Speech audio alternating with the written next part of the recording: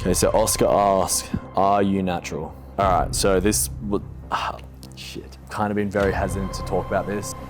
And the reason for that basically is that I've decided to. What is up, YouTube? Welcome back to my channel. If this is your first time here, thank you. Welcome. I sound like a broken record when I say this, but it has been a while since I've been on YouTube and I apologize. I keep saying I'm gonna be back, I'm gonna post weekly, but the reality of it is life gets super busy. I haven't been able to post as much as I've wanted to. And I also just haven't been doing as much cool stuff as I wanted to. I think after my 2 Europe videos, the tempo of my YouTube was really cool. It was just like this awesome travel content. And I didn't really want to come home and post boring things, but I guess what you guys want is just more long form, so that's exactly what I'm here to do. So I just got back from the best weekend at the Oz Fitness Expo. It was down in Melbourne and EHP Labs sent me down there from Sydney, as well as a bunch of the other athletes, and we basically just vibed out, had a great time. It was honestly just an amazing time. That was my third expo and my first one as an athlete actually for EHP Labs, and it was unreal. You know, I just loved every single time the amount of you guys come up, tell me about your own fitness journeys, your life, maybe how I've somehow impacted that or, you know, played a role in your journeys in the gym, which is amazing to hear. Through so many great conversations, I've decided that I want to do a Q&A so you guys can actually know a little bit more about me, because so many of you guys will ask me questions that I thought I had answered on social media, but it turns out I hadn't. And you guys just might not know much about me as a person. So I want to talk a little bit about, you know, training, lifestyle, traveling, and just stuff like that. So if you guys can see, yesterday I put up a story where I got a lot of replies. So I picked out some of my favorite questions, ones that I think are worth telling stories about.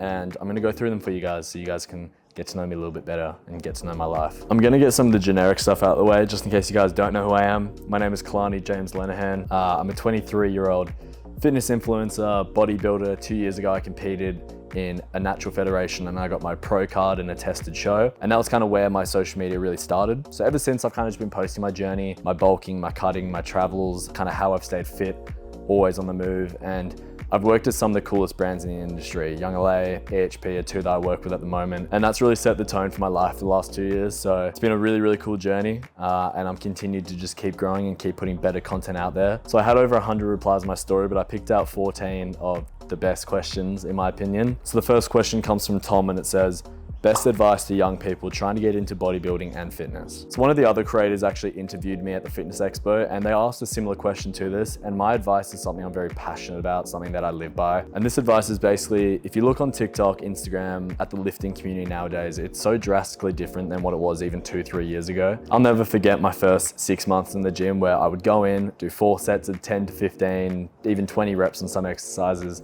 drop sets, supersets. And my mates and I would have the time of our lives. We would have so much fun just lifting, getting a pump, and we grew because it was, you know, it was our first year or two in the gym. You know, with the mix of newbie gains and just going in there and pushing hard and having a good time, we honestly had some of the best times of our life. So I'd say my best advice for young people getting into the gym, getting into bodybuilding is don't look so deep into the literature. Don't look on TikTok and Instagram for all the answers, right? Grab yourself a good program. I sell one myself that I think is a perfect beginner's program. Just grab a good program from someone and just get in the gym and have fun. Learn along the way. Don't look for all the answers. I think learning it yourself is one of the biggest parts of fitness. So pick up stuff along the way, get in the gym, experience it, and then just do it with mates and have a good time. That's my biggest piece of advice. Another question from Tom, biggest struggles you've faced through your fitness journey. So for my first year and a half of lifting, it was pretty smooth sailing. Unfortunately, about 1.5 to 2 years in, I got diagnosed with an illness, and this pretty much rendered me out of the gym for 6 months. I really don't have many photos from this time. I was just so insecure that I didn't even want to be in front of a camera. Pretty much I was diagnosed with a gastrointestinal issue and I just couldn't eat.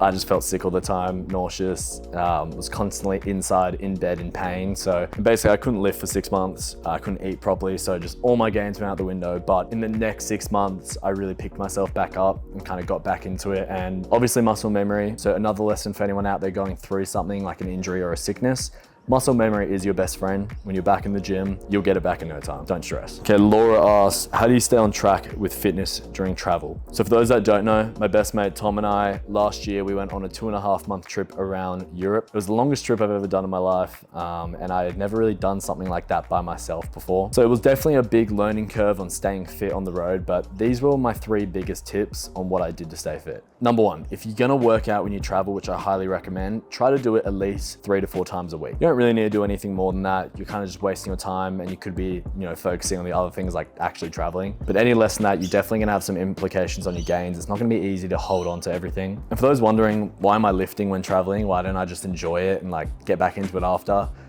Personally, I enjoy my trip more if I'm staying fit and healthy. Being in the gym really helps my mental health. So if I'm not doing it when I'm traveling and I watch my physique wither away, I'm just not gonna enjoy the holiday. It's just not gonna be as enjoyable than if I was being fit and healthy and keeping my physique up, because then everything strives, right? I feel better, I look better, my photos are better, does better for content. I just genuinely enjoy what I'm doing more because I know I look good. Number 2 is protein. So obviously we need lots of protein to get in shape, stay fit. Also, muscle recovery is such a big thing, which is difficult when you're traveling and maybe not sleeping as much or going out and partying. So convenience stores were really our best friend. We would go in and find these 30, 40, 50 gram protein shakes all over Europe, and we would basically slam like 2 of those a day. We brought EHP Labs protein bars over as well, so we'd have a couple of those. When we went to restaurants, obviously we would love to have the food in each country, and we did that. So in like Italy, we had pizza, pasta. In Paris, we had lots of pastry. But if it's just a normal meal like breakfast, we'd try to get lots of eggs. Maybe a lunch, we'd try to get chicken or beef. If we got a burger, we might get 2 patties instead of 1. Just little things like that, which really worked up to keep our protein higher than it would be if we were just eating pastries all day. And number 3 is steps. Now this is a big one, and you should probably be doing this anyway if you're traveling, but we were doing 20 to 30K steps a day. That's just because when we were walking around cities, we weren't really using public transport as much. We were trying to walk to each place. But the cause and effect of this was that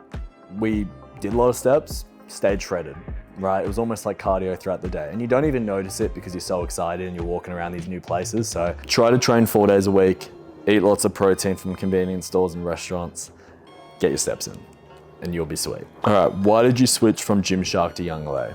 Now there's a lot of reasons why I made this switch. Young LA have made me feel like family from day one. If I'm correct, I'm one of 3 athletes in Australia right now with Young LA, which is a massive step into the American market. Gymshark never really gave me the opportunity to be an athlete, and I don't think they ever really would have. It was just difficult to kind of be a breakout player in Gymshark with some of the huge names. And Young LA has huge names, if not bigger names, in my opinion, than Gymshark, but they still give you a chance to be part of the family. They still give you invites to events. They still make you feel like you're wanted. And if you take all that away, I just genuinely like the clothes better. Young LA has a lot of streetwear, which I wear more than gym clothes. But with Young LA, I have literally everything from a toiletry bag to t-shirts to jeans to jackets, puffer jackets, socks, like underwear. I got everything. They also do insane collabs. There's one coming out in a few days, which is The Boys, which is one of my favorite TV shows. So I'm gonna make a separate video with all that stuff when it comes, but they have elite collabs. They had UFC, Gold's Gym, Attack on Titan, Yu-Gi-Oh, just very sick things, which like no other brand is doing that. So to be with Young LA is just like, I feel like it's a step up in the right direction, and I don't regret the change at all. I think if you have the opportunity to work with Gymshark, do it. They're a great company, but for me, Young LA just felt like it fit me and my brand and image better. Countries you want to visit. So number 1 on my bucket list is Japan. I was trying to go at the start of this year, but plans just kind of got thrown out the window with that one. But I will get there eventually, hopefully this year. And then the USA is the big number 2. Obviously I'm with Young LA. They're based in Los Angeles. I want to go train at the Young LA gym and meet a lot of the athletes. And there might be something that my friend Anabolic Gabe and I are cooking up this year. So stay tuned for that. Fingers are crossed, but we might have a big trip to the US coming up if we're lucky. Okay, so Oscar asks, are you natural? All right, so this would, I've kind of been very hesitant to talk about this. I haven't said in the past few months that I'm natural in anything. And the reason for that basically is that I've decided to stay natural. Sorry, I just wanted to make a good start to the video, but I am still natural. I plan to be natural my entire life. If that changes, I'll let you guys know. I'll literally post it on my story and make it very clear. But yeah, I still want to pursue natural bodybuilding. Obviously, I've got my pro card in men's physique, so I want to do a pro show at the end of this year or start of next year. That would be ideal. But I don't really have any reason to go unnatural. I was born with a kidney disease as well, so it's kind of very sketchy for me, myself, to hop on steroids, something that is very kidney intensive. So at the moment, I have absolutely no want or need to do it, and I don't think I probably ever will. One of the main reasons I got into lifting was my dad, and he was always natural and he always has been, and he's bigger than I probably ever will be. So chasing him and his physique and his size is kind of something I've always wanted to do, and I'm not gonna take a shortcut for that. So I'm gonna stay natural. I'm gonna continue to push natural bodybuilding. So hopefully a comp coming end of 2025 or start of 26. Let's do it. Zachary asks, when and why did you start bodybuilding and what did your first 12 months look like? So I started bodybuilding just after the first COVID lockdown in 2020.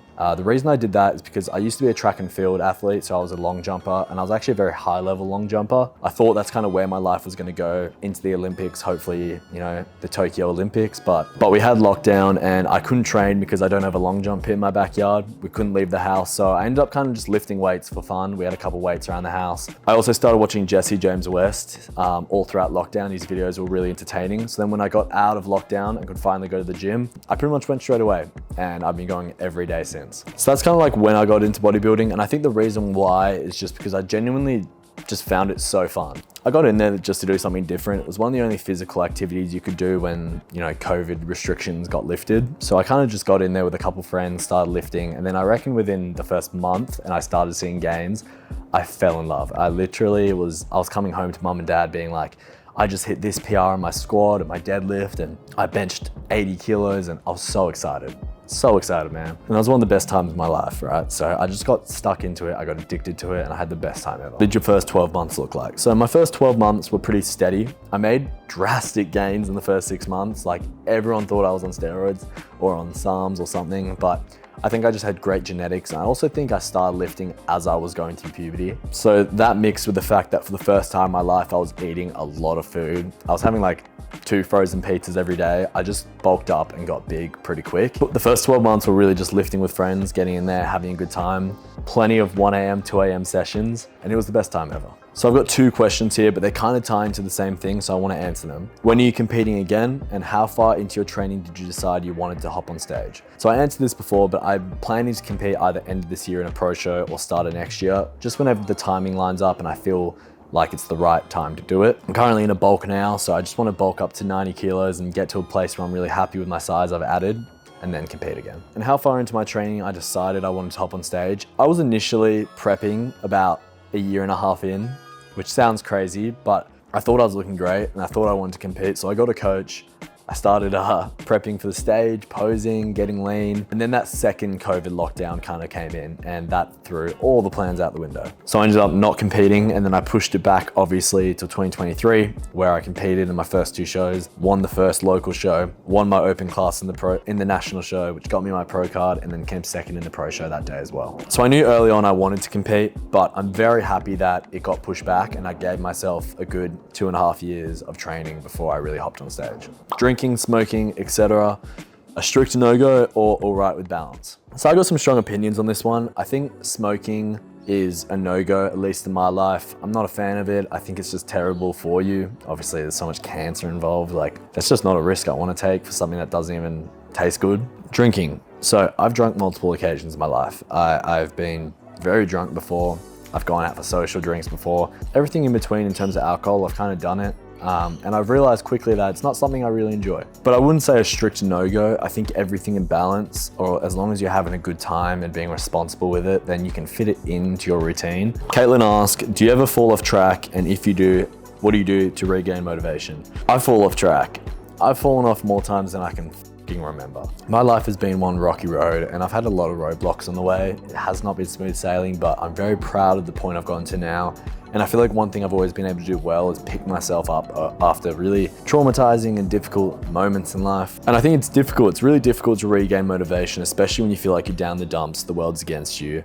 I think my biggest piece of advice is just strip it back, even get a journal and write down what's stressing you out, what's causing these setbacks. Don't aim to close every jar at once. Hit them one by one and just take your time. You know, be patient with yourself. You're gonna get back eventually. Don't rush the process. Don't expect to be somewhere tomorrow or next week or next month. Just do it at your own pace and be kind to yourself. That's a big one. Last 3 questions we've got. If you had to start again from 0 followers, 0 subscribers, what would you do? I was very fortunate in my position with how I kind of blew up and started posting. When I was competing, I obviously looked shredded. I looked pretty good, especially for my age at the time, and people just liked that. So I was posting my progress. I was posting thirst trappy videos of me posing, and I gained a lot of followers very quickly. I didn't even know what to do with myself. But if I look back and remember my position then when I had no followers, and I only had my friends and family following me, the biggest thing is I didn't care about followers. I didn't care about being someone and blowing up. The only reason I was posting those videos videos was so my friends and family could see my progress. And then it ended up getting reached out to other people. You could tell it was genuinely something I was passionate about and something I love to do, which is bodybuilding. And then that resonated with other people on the internet, and I grew a following because of it. So I think if I went back to 0 followers, 0 subscribers, the number one thing I would do is still post content that truly makes me happy. You know, have some sort of niche to you, but if you can tell that you love it and you're not doing it to try blow up and gain followers, people are gonna follow you and they're gonna f with your journey. Second last question, how much do you love the EHP Labs community? For those that don't know, EHP Labs is my supplement sponsor. I've been with them for almost a year. Really does feel like family being a part of the EHP Labs community. I just went to the expo with them, like I mentioned, and had the time of my life with the other athletes. Every other athlete on the team are such genuine, nice people as well. Like you can tell that they were all picked up for a certain reason. And they're trying to do so much more with the athletes, which I really admire. Little things like that, which make the team just feel so tight knit, make you feel like you're not just a number, you're actually part of the team and you're an athlete there for a reason. And then on top of all of that, I just like the supplements. You know, Hydro, their new hydration formula they just brought out is my favorite thing in the world. I have a fridge over there stocked with it. The protein's good, the pre-workout's good, the creatine's good. It's just great supplements, and I just couldn't be happier working with a supplement company. And our final question, most meaningful tattoo and the future tat ideas. So I don't really have any tattoos in mind. I know I want to get something like on my hand here, just kind of to finish the sleeve, but I've got lots of tattoos around, and they've all got some sort of meaning to me. It's hard to say. I have an Atlas tattoo on my ankle that I got when I got really sick, and that's basically a man carrying the weight of the world on his shoulders. And that's because I went through the hardest depression of my life. I went through a very difficult period, and I really did feel like the weight of the world was on my shoulders, and I overcame that. I carried that weight every single day, and that tattoo was a big reminder that no matter the struggles I go through, the adversities life throws at me, I'm gonna be all right. I just can't give up. That's it for the Q&A. I hope you guys learned something about me. I'm truly appreciative for the community we've built. And this year, I don't want to settle for mediocrity. I want to push to be at the top. And I'm so happy with the community we've built so far. Thank you for watching. I love you guys. I'll see you in the next video.